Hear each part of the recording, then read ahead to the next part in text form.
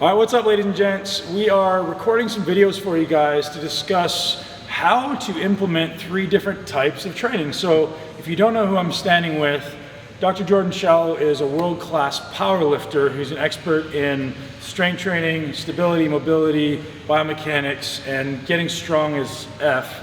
Alex Viada is a world-class athlete in endurance, world-class powerlifter, and one of the brightest human beings you're ever going to speak to. And then there's me, who just likes to moderate shit.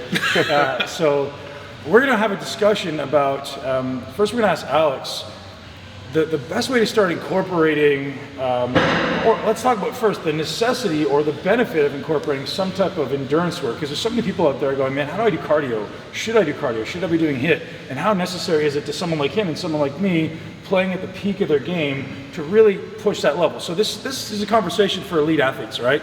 If you're really trying to be great, you have to make sure you're pushing every aspect of your health, every aspect of your fitness, so that, because you're only as good as your weakest link, right? Mm-hmm. So where does it apply, and how do people start to integrate it into their life to make them a better, well-rounded athlete at whatever they want to do? Yeah, so I think the hardest part for me, the first thing I try to tell people is when you start talking about the line between strength and cardio, I think that kind of does it a disservice, because what we're really talking about is the body's ability to do work. Yeah. And when we start saying, okay, there's strength and then there's cardio, we kind of draw a line between the two, but your body doesn't see that.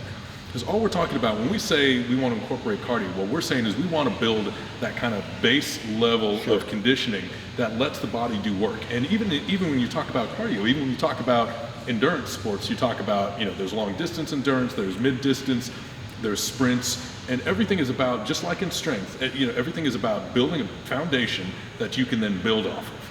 I mean, when you talk about building aerobic capacity, you talk about building cardio, you talk about your aerobic capacity at the bottom of the pyramid, right? Mm-hmm. And what that aerobic capacity allows you to do is build on top of it. It gives you that base that lets you do more productive work on top of it. So at a cellular level, how? So is it actually doing something? Maybe it's improving oxygen carrying capacity. Mm-hmm. Like what are actually the physiological benefits and that make it like an appealing thought for people? Because most people hate it, right? They hate it, yeah. Most people are like, I don't want to do it. But if you see, I know if I saw like, oh shit, I'm going to see a 10 or 20% benefit because of what? Well, what you're talking about, first of all, when you talk about building base aerobic capacity, you're talking about improving your stroke volume, heart's ability to actually pump blood. That's huge. And there's some with especially the low intensity work that actually makes your heart stronger, healthier, larger, lets it pump more blood. You're decreasing that vascular resistance, you're getting more oxygen to the working muscles, and you're clearing out metabolites faster. And I think that last one is really, really key, because a lot of folks don't actually realize this, but anywhere from 6 to 30 seconds after a set, after a heavy set of anything where you're getting pump in your muscles, you're occluding that peripheral vasculature, most of the recovery in that first 6 to 20 seconds is actually aerobic. And people think, anaerobic systems or non-aerobic systems, but the better your aerobic capacity, the faster you're recovering in that first 30 seconds. And thinking about that to strength sports, to strength training, to hypertrophy, to anything else, you say, look, I'm going to be recovering faster after every single set and getting back. That for sure. Yeah. So when I was a cardio king during my career, man, and I noticed when I was doing cardio, like I was almost invincible in the gym. Like no matter how heavy, no matter how much volume, I was done the set, I was good. Or I was done the workout, I felt fine. Whereas when I don't do it in the off season, like you know that is like when you don't do any cardio, you're leaving and you're like, oh, my nervous system is just destroyed. So is that mostly related to like clearing of metabolites? Yeah, clearing of metabolites, you're getting more oxygen obviously to the muscles, so you're recovering faster. Clearing out that lactate, clearing out every negative metabolite, actually returning that blood flow to your heart, letting it pump back out, keeps your head clearer, getting more oxygen to your brain. That's going to get you more mentally engaged for the next set. Right. Everything. So talk about how Jordan, a world-class powerlifter, or someone who's striving to be a world-class bodybuilder, would incorporate that into their program. What's like the base level? What should they start doing? What's the minimum effective dose? So the minimum effective dose, when you're talking about base work, everyone starts thinking intervals, high-intensity interval training. You guys know that's exhausting. Yeah. Every time you go in there, you do a set of sprints, you do prolog pushes or anything else. That's taken away from your ability to do other work. What we want to do is layer on work that doesn't detract and actually can help you recover. So we're talking about low-intensity sets. We're talking about something where you can still breathe through your nose. It takes about 2 to 4 minutes to get your heart rate up to the point where it's actually beneficial. So at that point, I tell people, look, aim for 60 total minutes per week at that intensity. That's where to start. You can do that in 10-minute sessions. You can do that in the middle of your session. You can do Where that you can to still warm breathe up. through your nose. Still breathe through your nose.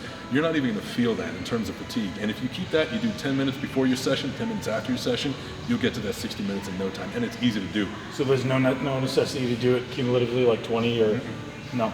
No, and that's the thing about a lot of that low intensity work is every minute basically that you're at that heart rate, that you're getting that preload, which is the blood flowing into your heart, every minute counts. So that's what I think the mental barrier is. People don't want to get on a step mill for 45 minutes after the workout. Right. I just think that sounds horrible. But if you say, look, man, you just go do this to warm up, get on that thing, get on whatever you want for 10 minutes, breathing through your nose. It's not hard. It'll get you warmed up. You'll probably feel better when you actually start your warm up. So talk about what kind of benefits this guy would have from something like that. I mean, the biggest thing is going to be at that point is just talking about work capacity. Talking about, when you get to your heavy work, what's going to make the difference at that point is how much heavy work you can do, what your mental engagement's going to be like when you get to the heavy sets, how many heavy sets you'll have done in that training cycle. And you tell people, you say, look, by the time you get to that last heavy set, mentally that fatigue starts to set in. You're taking longer between sets. Every minute you take between sets, yeah, your fatigue level comes down, but your fitness level comes down. Your mental acuity, the time you are most physically and skill-wise prepared for your next set is right after the first one. So every second after that, that readiness is decreasing. You take 30 minutes between sets, you're going to cool down, right? Yeah. So you want to keep that period as short as possible so you're 100% physically recovered, but mentally you're still in it. Yeah. If you can reduce that time from 6 minutes to 5.5, to 5, to 4, to whatever, that next set is going to be that much higher quality. All those movement patterns are going to be slightly better. And when you're at that top 1% of your game, that makes a difference. And that's kind of our objective here when we work with strength athletes, is saying we just want you to do 1% more quality work, 2% more quality work, 5% more quality work in that training cycle. And if we can do that just by having you do 10 minutes of cardio here and there, that's a win for us. Yeah. All right, so extending the conversation about cardio training, specifically, walking in a treadmill. And one thing that I've noticed anecdotally was just the idea of walking a little bit faster and extending that gait cycle to where now you're actually asking your body to do one of the most reflective movement patterns and actually using the musculature the way it's meant to be used. So most people, like powerlifters, bodybuilders, are very tight. Talk about the implications of gait and the length of stride as it would implement or as it would affect stability around the hips and feet. Yeah, the big misconception in powerlifting is that squatting and deadlifting primarily are functional movements. We're going to air quote functional, where it's like, if we take this back from an evolutionary biology standpoint, sure, squatting and deadlifting or hinging in the hips and squatting is a primal movement, but as far as function, it's one foot in front of the other. Since we walked out of the sea and became biped human beings, our body's musculature was laid down in a way to improve our function through that gait cycle. So accumulating repetitions under low intensity, and if we look at walking, and it's a very powerlifting way to do it, but break it down into scaling volume and intensity, right? We're scaling down the intensity to a fraction of a percent, but we're scaling up the volume. So it's like that allows us to gather information about the technical proficiency of whatever movement we're doing. It allows us to break down in a non-catastrophic moment, which in powerlifting, when you scale the intensity up and you scale the volume way down, that compacts that process into from a 10-minute walking session or cardio session, and that compacts it into a 6-second rep. Right. So it's like when something goes wrong, it goes wrong bad. Sure. It goes wrong fast. Where it's like this, it allows us to kind of pick out, use it as almost a screening tool. If you don't want to look at it like doing cardio before a lift, look at it as a way to screen your body's ability to stay stable through that functional gait cycle. Because a big thing in powerlifting is glute strengthening. Well, it's like, even that's a little ambiguous, right? Glute is a designation of three major muscles within that group. One needs to be strong and two need to be stable. And most people are usually applying resistance to the things that need to be stable. It's just the wrong stimulus adaptation. They're adding resistance to two muscles that need to resist force. So most people's issue when it comes to, or that stem from glute problems when it comes to squatting and deadlifting, it stems from glute instability, primarily like the glute med. And the glute med is going to be used sort of through that lateral stability role in the gait cycle. So whether that's walking or walking lunges, depending on what your discipline is, that can be a very effective tool. And extending out that gait cycle is like, imagine if we were trying to assess the function of the hips by just looking at the narrow trajectory that is put on that joint within the movement of the squat or deadlift. It's like that's so narrow, it's so short a distance of that joint's capability to actually move through 3 ranges of motion: flexion, extension, abduction, adduction, internal, external rotation. That it's like by the time we picked up a discrepancy in function that has led to an aberrant motor pattern within that squat or deadlift, we've had such an ability to screen for that by lengthening out the stride and going through walking, going through lunging, and seeing where we're breaking down. So the lunge is like, or the gait cycle is almost like kind of calibrate your accuracy, your stability at a very long distance. So if we can dial in our sights at a very distant trajectory, then every time we come back into that narrow purview of the squat and the demands of the hip within the squat or the deadlift's range of motion, now we're bullseye every time. Now we're going to be able to screen for it and help prevent any of that, that lateral shift in the squat that's going to lead to either injury or, for worse, a lot of guys, it's just lack of performance. It's like the buy-in isn't going to be, hey, you might get hurt, right? That it's so, unless it's happened yet, you don't really care. But if you tell guys, like, hey, you're not going to be able to squat as much, that'll get their attention.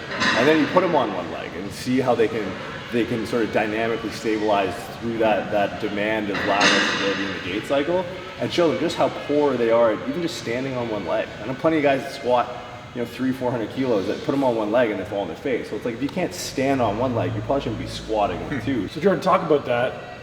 If people are going to listen to you say, standing on one leg, you shouldn't be squatting if you can't stand on one leg, how do those 2 things correlate? So standing on one leg is going to be the difference between your hip's ability to stabilize structurally versus functionally, right? So we're standing on one, now we're putting a demand of functional stability, right? And that's going to be the glute med's ability to laterally stabilize, because that's the difference where a lot of people look to add resistance to improve stability. It's like, no, that's how you improve strength.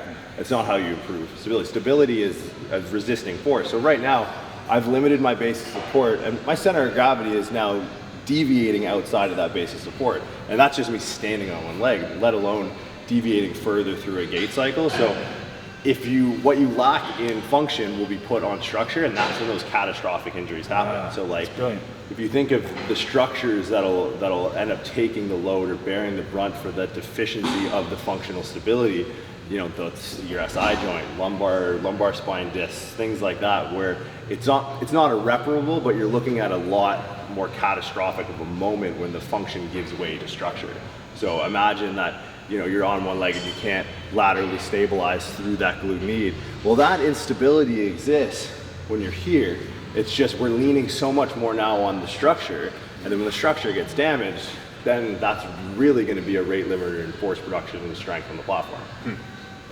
So talking about, from your experience, both of you guys, is that type of scenario where someone has relatively unstable hip structure, musculature, typically the cause of most powerlifting limitations and injuries? Like where are most of the injuries being manifested in people? Is it in their feet?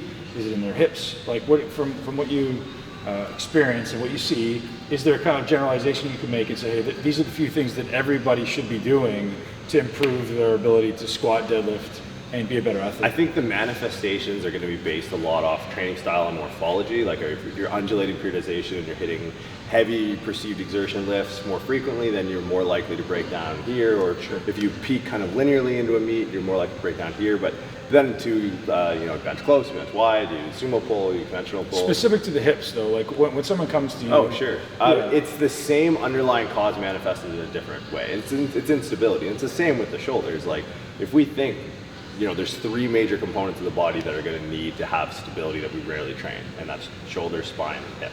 And that's going to be where strength gets governed. And when you aren't training that stability, and the idea with powerlifting is more weight.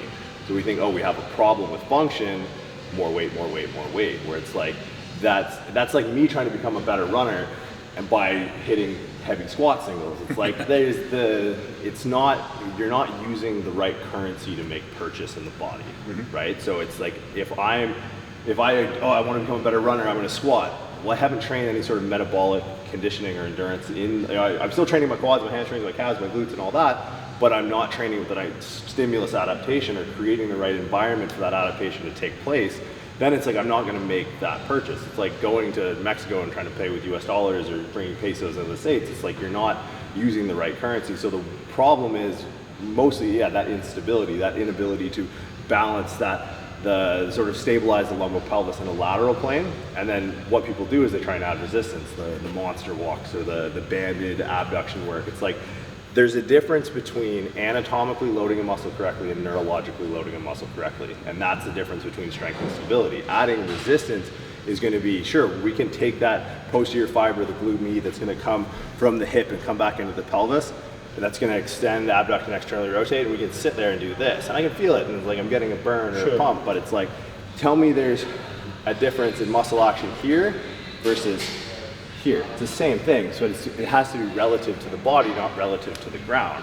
So when we go through that gait cycle, that glute med is going to work every time we heel strike. It stops that hip from shooting out. So it's the connectivity of the foot into the floor that's going to kind of call on that nervous system to be stable rather than strong. So every time we do one of these little monster walk things and we're loading resistance in that abduction, external rotation, we're unloading that stability component of the nervous system to add resistance. We're not going to make purchase using that by creating that environment when it comes to improving on stability. So that's kind of the major. So Dr. Jordan's going to walk you guys through exactly how to do that in a video coming up soon. You know, it's interesting you mentioned that though about the instability, because one of the reasons why a lot of cardio is so exhausting. We're going back to the word cardio, but one of the reasons it's so exhausting is because there's so little stability and so much tension. So you look at a lot of strength athletes. Look at the way they walk. Forget running. You look at the way they walk. And you know everything is just there's way too much tension. There's and that's why you get lower back pumps, you get sore calves and everything else, because there's no relaxed extension. There's no resistance, or there's nothing pulling you back to midline. Everything is just this kind of position of constant like overcompensating and moving against, which is why you'd rather push a sled. Because you could just drive hard against something and not even have to worry about that. But then you watch the gait and it just looks so tight. So and talk it's so about exhausting. that, man. Like most bodybuilders and powerlifters live in that world, right? So is the simple solution just like add in that extra 10 minutes of cardio before and after your sessions, so you're actually walking through kind of passive gait cycles? Well, I mean, it helps, but it's a skill. It has to scale. It's a skill. It has to scale to your stimulus, right? That will hold you to a certain point from strength. That'll get you to keep your SI joints intact, to keep your knees from going into a valgus position up to a certain point. But that stimulus of instability, at least. So what does that look like from scaling? Is it just like adding more time? So you can add resistance as long as that resistance is prompting an increase in the body's perception of instability as a stimulus. Right. So is it like doing walking carries? It can be, but the problem is a lot of people, what they'll do, and this is bodybuilders are guilty of this more so. I do a lot of unilateral work. I'm guilty of anything. I do a lot of single leg work. I do single leg extensions, single leg press. Understanding that now we are externalizing that need of stimulus to an apparatus. Or powerlifters might be a little bit more maybe intuitive, but what they'll do is they'll go into sort of an unstable base of support, a Bulgarian split squat, a rear foot elevated, or a single leg RDL. But what they'll do is they'll grab a dumbbell in each hand, or they'll put a bar on their back, because that's what they know. Resistance is going to be king. But again, it's putting the adaptation to build that muscle to be stronger, not more stable. So it's like put 45-pound dumbbells in each hand, and then go through one of these unilateral movements. Put a 30-pound dumbbell in one hand. Now there's a combined center of gravity of the lifter and the weight that's further deviating and creating a greater stimulus of instability on the muscles that need to be stable. How much time should people be spending on their craft compared to on creating this massively stable environment? So stimulus adaptation of improving, it's very transient. Like, it happens really quick, right? Where it's like hypertrophy takes a long time, endurance takes a long time, strength takes a long time. But stability, because it is so hardwired into the function of the human body. Stability first or strength first? Stability first. God, people need to know that. Yeah, it's just, and it takes so little time. There should almost be like a gatekeeper where it's like, it could be different every day based off your performance in unstable positions. Where it's like, sitting on a plane for 6 hours or 7 hours, however long, you're more likely to be functionally unstable because of your lack of demand and stability. you're walking around all day, you're training clients, you're doing your thing. You have a couple drills you go to, and they're almost like clearing tests or gatekeepers, where it's like, if you can perform this with a level of proficiency, then you're clear to pass. Then you can go begin your warm-ups of your major compound lifts, and you'll adequately screen for the necessary demand of stability within that lift. So I just think, go ahead. Yeah, no, I was going to ask, coming back to cardio's ability to influence recoverability to this nervous system tone thing. Is that a consideration for you? So obviously, if I'm sitting for a long time, you just got to have a 5-hour flight. You both did. And you come in here, you deadlift 700 pounds this morning. Well, would that addition of cardio, from your perspective, actually mitigate a little bit of the body's need to, tighten up all those muscles, or would it alleviate some of the likelihood of doing that? The question as to whether or not I was less tight than Jordan, possibly, but there are a lot of factors that lead to that. I think what the Get out of here. No. I guess I'm out of this. Go. Yeah. I'm interested where you're gonna go with this. Because my main thing is, first of all, a lot of the adaptations I'm talking about are potentially less structural and more with to do with the vascular system and everything else. I mean, when you think about like just my getting up and moving, the blood flow, the energy return and everything else, my muscles probably return to their base tone much faster. Well, so So my question being more from a sympathetic, parasympathetic perspective. Like, if you're constantly doing this, are you maybe improving your parasympathetic ability, parasympathetic nervous system ability to kind of modulate muscular tone? I don't think there's any question that even sitting down, I don't have better blood flow, better blood return, and lower just overall tension exerted in the body just based on those adaptations. I mean, more vasculature, more blood vessels per inch of cross-sectional muscular area means better blood flow when I'm sitting. Every time I stand up, there's actually superior return. All those things add up.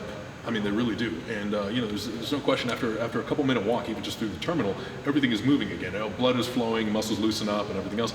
But a lot of that is also because that's what my body's used to. Every time I go out and run, that process of warming up speeds up, and the better you get at that, the more often you get into that gait cycle, the faster that happens. So even just walking in here loosens me up a lot faster. Sure, makes sense. All those little things. Did you want to add to that? Yeah, I just think, well, it's what you're good. And I think if you are of a stable position when you're accruing that kind of volume over time, then that's something that it's splitting the atom, right? Like, and I'm so glad you took the vascular route to it, because that's so much, you build CV at a rate way past me. You're pretty good on the cardiovascular side, but I look at why a muscle will get tight in the first place. So if you've appreciated your stability to a point where you can run these crazy distances, and if you were off by a hair, it would be like that princess in the pea. You would feel it because you're so in tune, and you have to be if you accumulate that much volume. Like, I look at running like sets and reps, right? So if I had a rock in my shoe and I did 100 reps of squatting, I would notice that. So you're in a position where you've trained that stability through that gait cycle by improving the gait cycle and being mindful of your mechanics, that every time that you're taking a rep, you're improving or you're training that stability, which for me, I look at it from a nervous system standpoint. I think the muscles are going to get tight. Like, if you've ever had like a massage therapist or a chiropractor, if you dig in your hip, it's like, if you dig in there, it shouldn't be sore. Like, I could dig in your bicep right now, and I could go probably 3 times lighter through the teres minor, the infraspinatus, and those are rotator cuff muscles, right? And they offer a similar stability role to what we're talking about in the hips, where it's like, if you've appreciated enough ability to stay stable, your body won't get tight to limit you into these end ranges of motion. So I think you can't bifurcate and split the vascular and the neurological. Sure. But from my standpoint, it's like, if I've trained the muscle to be able to handle the stimulus through an end range of motion structurally, where I've given way to all my structural stability and now my function can one-to-one pick up that slack, then it won't get tight. Then when I'm done squatting, my hips aren't tight and they're actually recovering. When I'm sitting down on the couch or driving home from the gym, I'm not reflexively going into this or staying in this sympathetic state. It's my nervous system knows my body's ability to functionally handle these end range positions regardless under load or not. So between sessions, I'm less likely to get tight, but it's almost like you have to cross a threshold of functional ability to stabilize to be able to benefit from that over time, and then you can start go. Yeah, which is really, really interesting, because the concept of like a recovery run is something when you first start running, You don't think of, there's no such thing as recovery. How is this recovery? But once you improve, once you get up to that base level, and once you get to a point where that gait cycle is comfortable, where you can move smoothly, you can actually reap the benefits of it, but it takes time. But once you kind of cross that threshold, and that's kind of like a recovery leg workout for us. It's like what most people would do for like their training workout. Well, you can do that. You can do that from a hypertrophy standpoint in a very micro way. Like you can do it within a week, where it's like I can do it in an entire block. Because it's about technical proficiency, like he's saying in the run, where it's like if I have a technical proficiency in my squat at heavy weights, I don't need to train that motor pattern, because you could wake me up from a dead sleep, put a gun to my head, and I could nail my squat every time. Where it's like that allows me weeks of taking this top end stimulus of that strength, bringing it right down. Then I can focus on other adaptations to make, because I don't need to be constantly hammering that pattern. So once you're, from a strength standpoint, once you're technically proficient on a barbell and you're putting a high demand of stability through the hips, you can scale down that high demand in longer blocks, knowing full well that the adaptations you make coming back aren't going to be skill adaptations, they're going to be strength adaptations as a representation of improving your body's ability to not self-govern strength through improving stability. You're preaching to the choir on that, because that's what we teach in hypertrophy, man. Like the idea of like the only way to scale strength, or people talk about progressive overload, and from my perspective, that makes a lot of sense once you've mastered the skill. Until you've mastered the skill, it doesn't make any sense at all. I believe. And that's great, because again, even in the running community now, there's this whole thought that people just say, oh, I run a 5K, I want to run a 10K, I want to run that. People are saying, wait, if you can't run a good 5K, if you don't have the mechanics down to do this for a short period of time, how the hell are you going to extend this? Go run faster. Exactly. Poorly. Just pour more weight on the bar. That's exactly what it is. And people like the idea of just progressive overload without building the fundamentals, because it's impressive, but it's not sustainable. It's not tenable. Things start to break. Things start to break down. And I think that's the common theme we keep coming back here as well, is that concept of skill development, earning the right to move on, and then at the same time, like building these things, building stability, building aerobic capacity, building all these things, and that actually allow you to do more productive work later on with less downtime, less reduction in time, less time off. And I think the big learning thing here is big picture rather than I need to win today. And that's the big message here, is like you guys are planning for 3 months, 6 months, 12 months, rather than I had a fucking PR today, so I get to post on Instagram. And that's a wrap, guys.